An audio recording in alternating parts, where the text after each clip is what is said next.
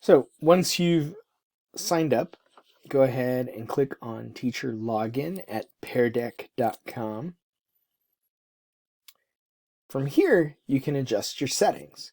So I'm going to click on my icon here next to my email address, and I'm going to click on My Account.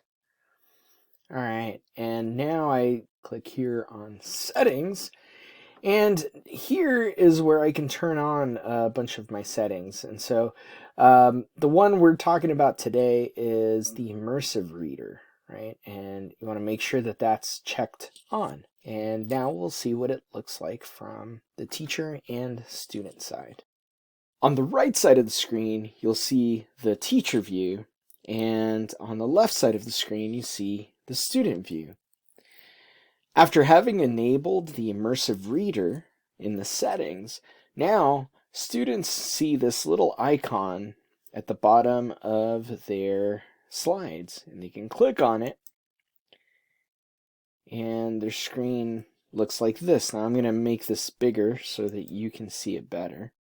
All right, and now all they have to do is click the play button, and PearDeck will read any text that's on the slide to them. It won't read images or text on images, but it will read any text that's on.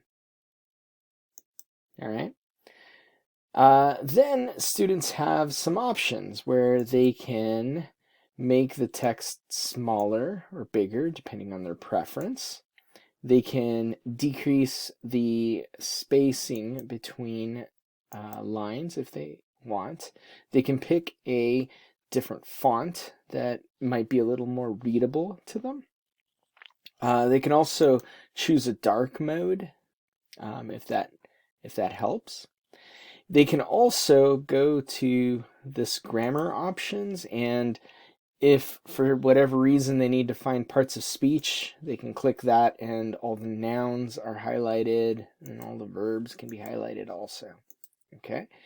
They can also divide each word up by syllables. All right, and go there.